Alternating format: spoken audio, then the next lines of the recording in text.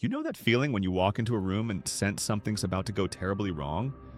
That electric tension in the air, like the moment before lightning strikes? That's exactly what 13-year-old Marcus felt on what should have been just another boring Tuesday at Brookside Middle School in Tennessee. Picture this small town school. You know the type. Red brick building, American flag out front. The kind of place where the biggest drama is usually who's dating who or whether the cafeteria is serving pizza or mystery meat. Parents drop their kids off each morning believing in a simple promise. Their children are safe here. But sometimes that promise gets broken in the most devastating way. When history came alive third period, Mr. Harris's history class. 28 seventh graders slouched in their seats, half listening as he droned on about the Civil War. Some kids were already mentally checked out, doodling in their notebooks, stealing glances at the clock. Then two boys in the back, let's call them Jake and Tyler, started whispering. You know these kids. Every school has them. The ones who think attention equals popularity, no matter what kind of attention it is. Jake suddenly stood up, pushing his desk back with a screech that made everyone look up.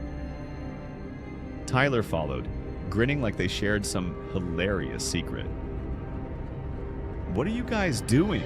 Someone called out, half laughing already. That's when Jake pulled out a thick wad of colorful Monopoly money and waved it in the air like a trophy.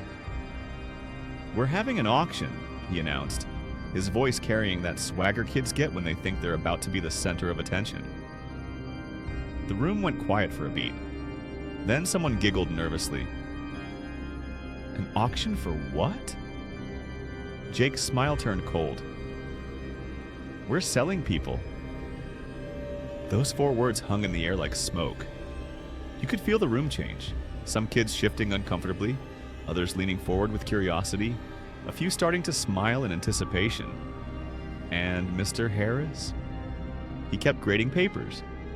Pen scratching against paper, eyes never lifting from his desk. Jake didn't ask for volunteers. His finger pointed directly at Marcus, one of only 3 black students in the class. You're first, he said, like he was picking teams for dodgeball. Imagine being Marcus in that moment. 13 years old, new to this school, still trying to fit in. Suddenly, every eye in the room is on you, and you realize you're not being seen as a classmate or friend.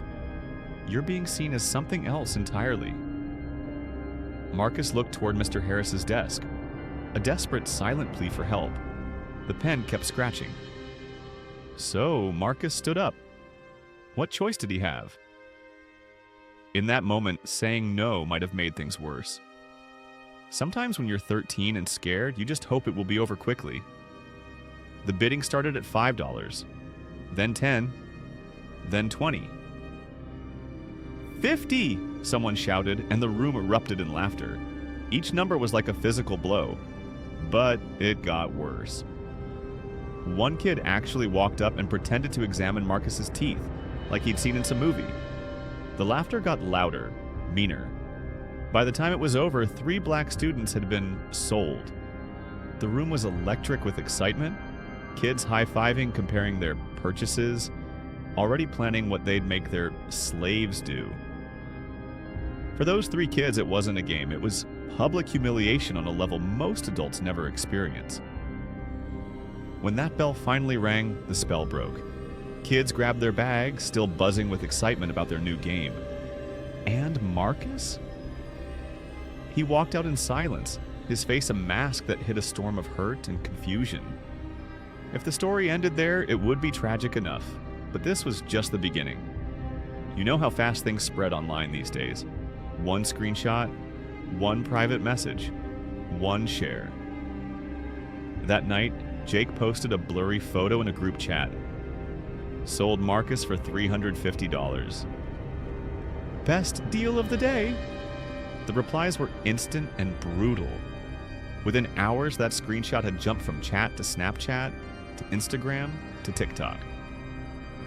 By morning, number Brookside Auction was trending. Marcus woke up to his phone buzzing nonstop.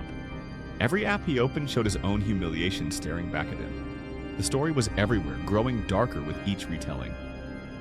Parents started calling the school, then they started showing up. By afternoon, the first news van was parked outside. The reckoning. The school district's first response was tone deaf. An incident occurred during a class activity that we recognized was inappropriate. Inappropriate. Like wearing flip-flops to a wedding is inappropriate. Like chewing gum in class is inappropriate.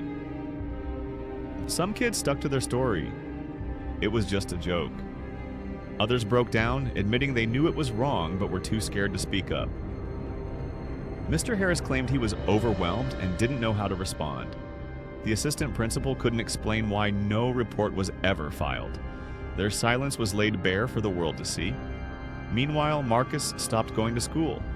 His mother told reporters he was having panic attacks, couldn't sleep, couldn't eat. The place meant to protect him had become his nightmare. The DOJ found that Brookside Middle School had created a racially hostile environment.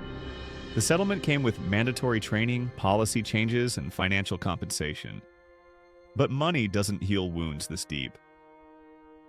At a packed town hall meeting, Marcus's father stood up, his voice shaking. Training doesn't erase this. My son will remember the sound of his classmates laughing while he was auctioned off like property for the rest of his life. The news vans eventually left. The hashtag stopped trending, but the scars remained. This story isn't really about Jake and Tyler. Kids can be cruel, as we all know that. This story is about everyone else in that room. It's about the 23 other students who watched it happen.